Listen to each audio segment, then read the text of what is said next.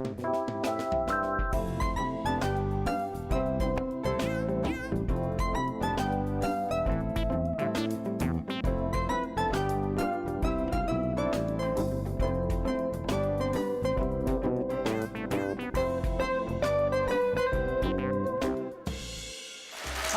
ағайын, эфирде балдай тәтті балаларға арналған Балалы үй базар бағдарламасы, ал оның жүргізушісі мен Рахман Омар. Тәттіні тоқтамай жеп отырған баласына анасы тісің ауырып шіріп кетеді ғой десе, баласы бәрібір түсетін сүт түстер ғой деп жауап беріпті. Балалы үй базар, баласыз үй мазар деп атам қазақ бекерден бекер айтпаса керек. Өскен сайын айналасын думан күлкіге бөлейтін балақайлардың тілі де, қимылы да тәтті емес пе?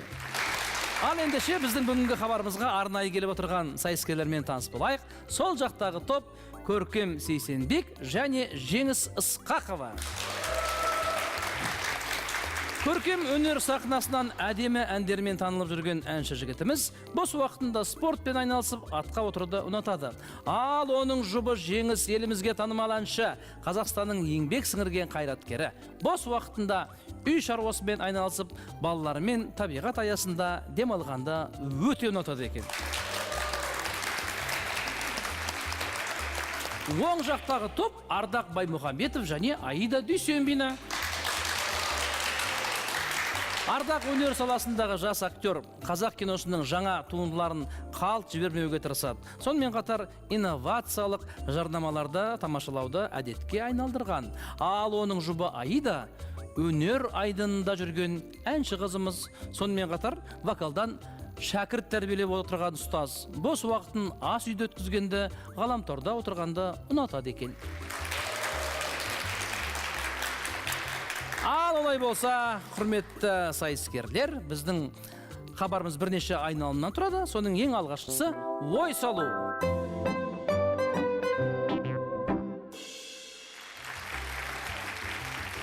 Ой салу ойынның ережесі өте қарапайым. Экранда балалардың жасырылған сөзін табуларыңыз керек. 3 рет түсіндіреді. Бірден тапсаңыздар 15 ұпай, екінші мәрте тыңдап табатын болсаңыздар 10 ұпай, ал үшіншісі 5 ұпаймен бағаланады. Сол жақтағы топтан бастаймыз әрине. Егер бірінші топ дұрыс жауап бермесе, кезек келесі қарсыластарда көшеді.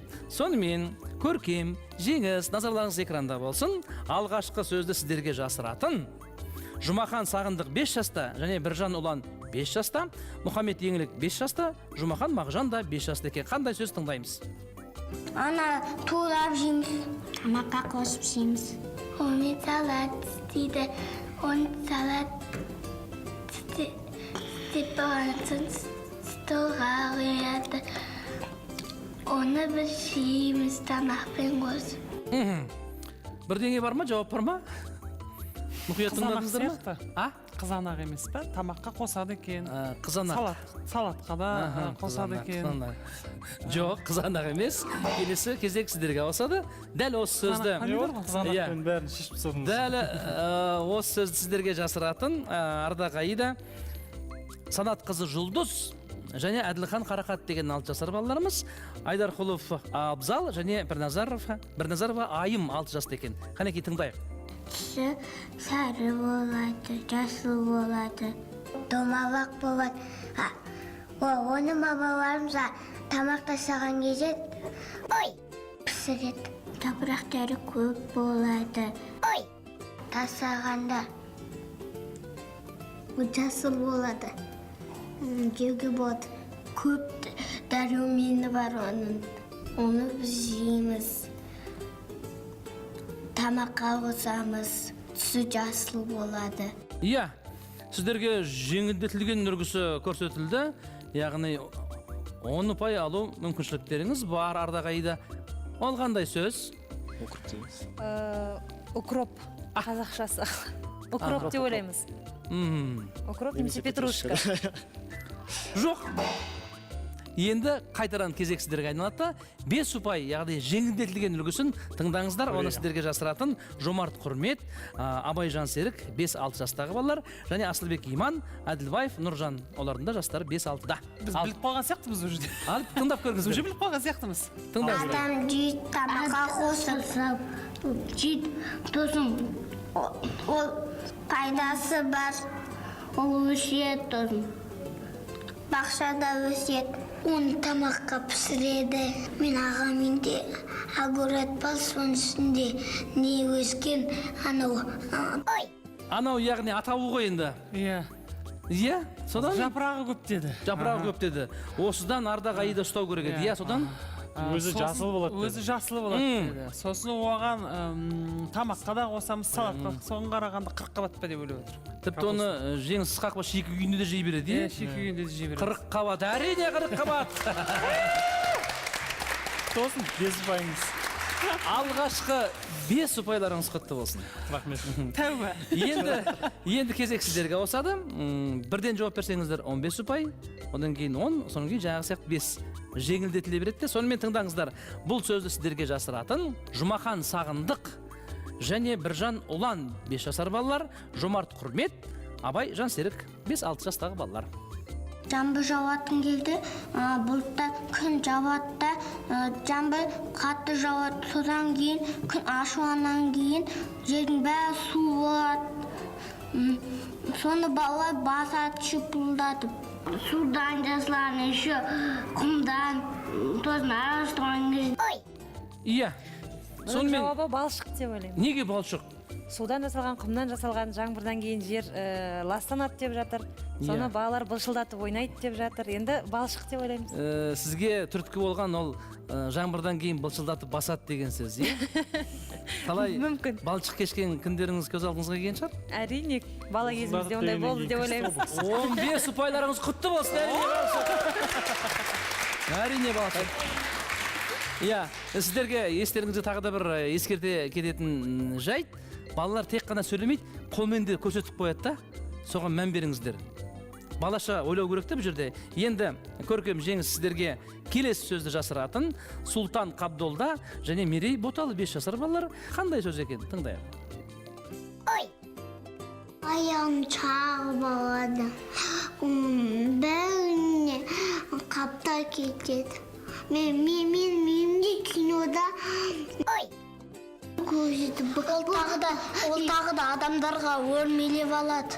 Аяғына басын шағып кетеді. Тағы да үстіне өрмелеп алады. Тағы да жерде бұлай арқасымен жатқаса бұлай еді. Бұлай жыбырлады аяғылар. Иә, үстіне қатты кетеді, құлағына қатты кетеді. Адамның үстіне қаптап кетеді екен, бүйтеді екен, енді бұлай жатады екен. Ол не Құмырсқа емес пе екен?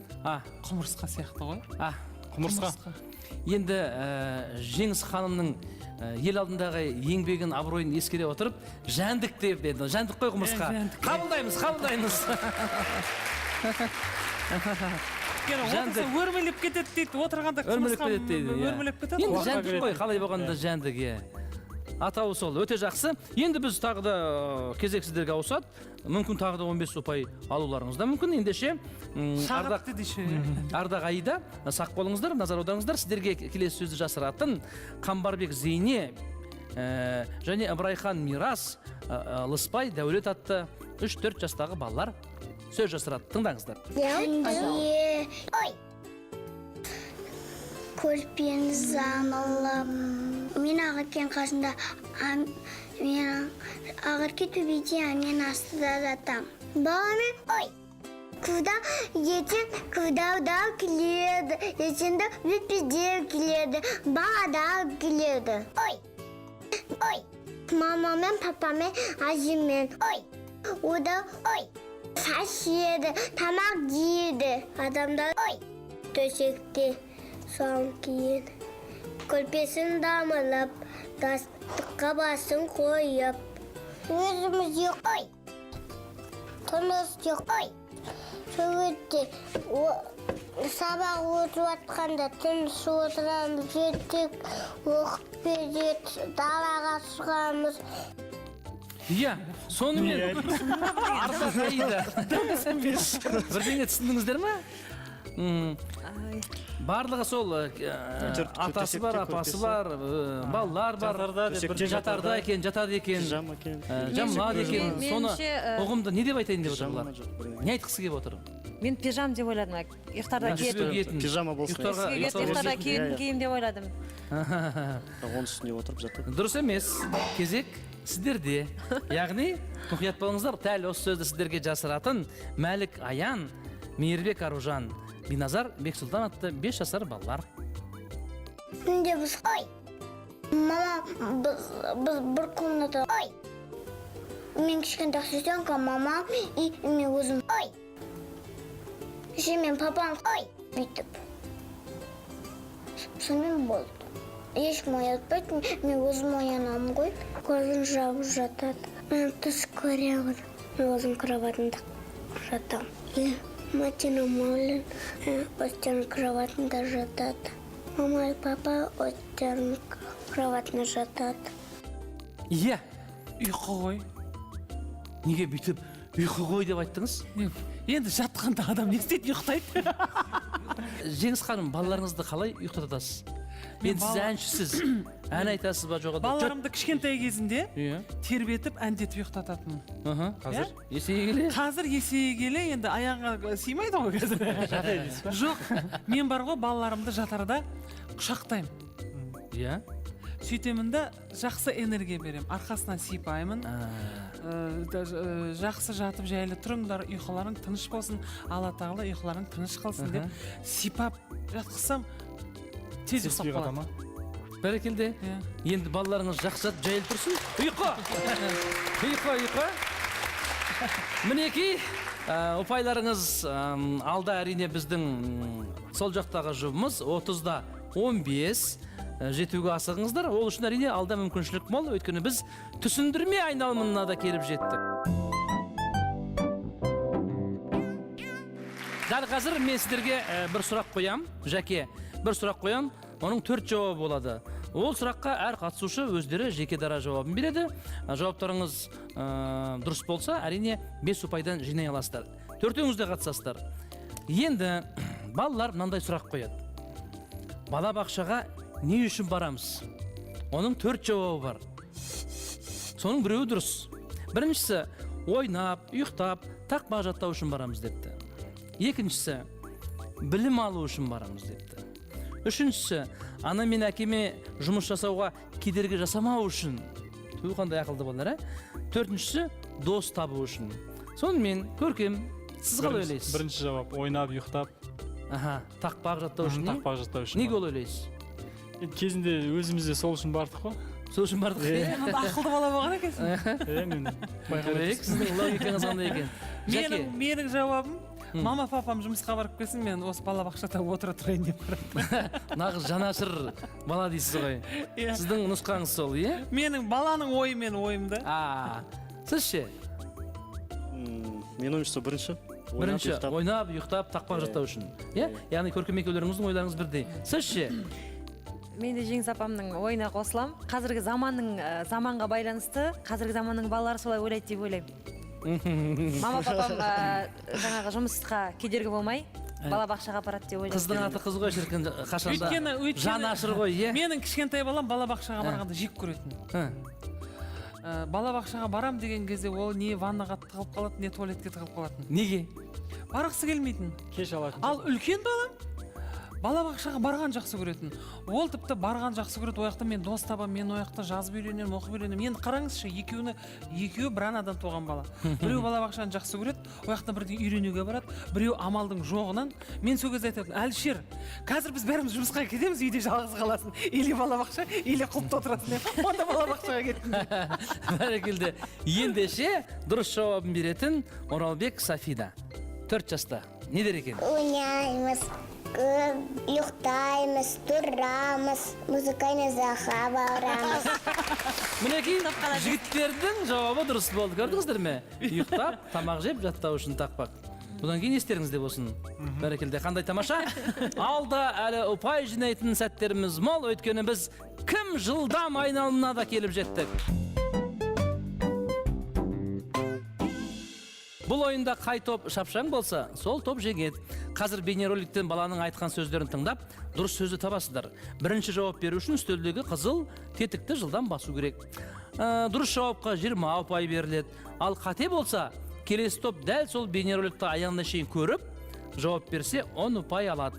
Сонымен енді асығам деп сөз жауап дұрыс болмай қалуы мүмкін. Осыған сақ болыңыздар. Сонымен сіздерге алғашқы сөзді жасыратын Айбек Жебеген 6 жаста, Ернұр Қадыр 4 жаста, Бекнұр Оразбай 6 жаста. Қандай сөз екен? Оны рюкзакқа салып, одан оны ашасың, сол жерден карандашты алып сурет саласың. Болады мынандай, бар мынандай, бар мынандай.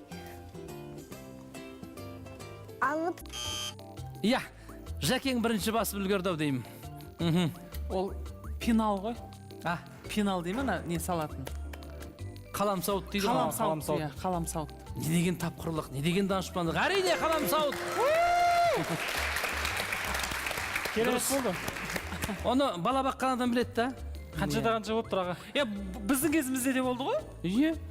Біздің кезімізде де Болды. болды. Дәптер Әлі де бар. салатын болды. Әлі де бар. Әлі де бар, иә. Жоқ, балдар да білді негізінде. Бұлардың реакциясы нашарлау екен да. Бәрекелді. Біз жылдам болып тұрмыз. Міне 55-те 20 ұпаймен алда келесіздер. Жылдамдықтарыңызды көрсеттіңіздер. Келесі сөз. Нұрбек Арыстанбек, Ұлықбек Ахметов 5 жастағы балалар. Мадияр Алтай, Әділжан Әбдіғаппар 6 жасар балалар. Тыңдаңыздар. Ой, қолды жуады. Қолмен жуады, киімдерді сүртеді. Пол жуады қолменде. Да су шашып тұрады. Судан кейін су шашып тұрады. Ой, деген қолды жуады. Сумен жуады. Полды жуады. Полды жуады. Ой, өте ауызға салса ашты. Ой. Иә, Жәке басып үлгердіңіз. Ойпырмай, жастардың ортасынан өзіңіз суырылып алдыға шығып бірінші болып басып атырсыз. Жоқ, мен бас деймін. Көркем бас. Уәзір бар ғой, уәзір. Алдыға бас дейсіз. Бас деймін. Не болды сонымен? Сабын болды. Сабын. Қолды жуады, кірді жуады. Полды да жуады. Қолды да жуады. Құлағым шалып қалды, су деп айттыңыз басында. Содан кейін су барып дедім. сабынға ауыстыңыздар, иә? Дұрыс, сабын ғой, әрине сабын. Енді бір қолымыз ақ қойыңыз. Әдемі 75-те 20. Не деген алшақтық десеңіздерші. Ендеше ары қарай. Болды бізден, біз кішкене кідірейік онда. Бір шеш күлеге көміз. Жоқ, алда сайыс көп қой, өйткені қуып жетіп озып кетуі мүмкін. Да. Сақ болыңыздар. Жалпақ шешешілікке салмайық. Сонымен келесі сөзді жасыратын Айбек Жебеген 6 жаста, Ернұр Қадыр 4 жаста, Бекнұр Оразбай 6 жаста. Қандай сөз? Дайын отырыңыздар. Не тойға, не вечеринкаға, немесе мерекеге киеді. Если жоқ болса, оның орнына киеді бантик. Я, үлгермей қалдыңыздар. Көркем мырза өте шапшаң, жылдам екен. Мерекеге киеді, тойға киеді. Иә. Ол болмай қалса бантик Болмай қалса? Оның болмай қалса бантик тағады. Иә. Галстук. Иә. Сіз неге галстуксыз келдіңіз? Болмай қалды ма? Галстук екен, әрине галстук. Ең соңғы сөз қалды, осы айналымдағы. Ал, ендеше осы сөзді жасыратын Құлахмет Өсербек 6 жаста, Абзал Сейітхан 5 жаста, Нұрдәулет Нұрахан, Алан Есеев 6 жастағы балалар екен. Маған мамам раскраска сатып алып берді магазинде. Ой, сатты мамама.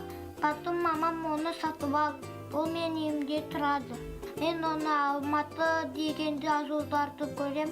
Потом мама, мынау Алматы деген қала ма деймін. Мамам иә дейді. Ой, деген ол біздің қаламыз. Ол дөп-дөңгелек. Ой, қалаға бар. Иә, Аида үлгерді. Қандай қуаныш. Бірақ енді жауап дұрыс болса әрине. Менің ойымша, раскраскалар алып келеді, оның ішінде неше түрлі дөңгелек жағы, меніңше суреттерді ойлап тұр. Айтып тұр балалар. Суреттер? Суреттер. Ендеше Алматының суреті бар деп айтады. кезек сіздерде аяғына шейін тыңдаңыздар, жауап беруге болады. Дұрыс болмады. Иә? Неше түрлі қала бар. Греция бар, Дубай бар, Париж, Лондон, Қазақстан, Астана, шетел. Сонда бізде қала бар. қала болмаса біз өмір сүре алмаймыз. Бәрі көрсетеді, қар жауады. Ой, космоста ұшып тұрады, өзі шеңде жақта ақырын айналып тұрады. Кішкене асығыстық істеп қойдық айда. Содан Глобус. глобус, жер шарының формасы әрине домалақ, глобус екен. Мен негізі білгенмін глобус екен. Сосын Қызы бала басып қойғасын айда. Осылар бір айтсыншы дедім да. сіңіліме жол берейінші деп. И то дұрыс емес па? И то дұрыс емес болып қалдық. Так что өзіміз баса берейік. орысша сөз айтпаймыз. Сонымен Өзіміз баса берейік. 105-те 20. Ойбу, ет қойған екен. Иә. Біздің айналымның ең соңғысы ол әрине сөз жасыру айналымы.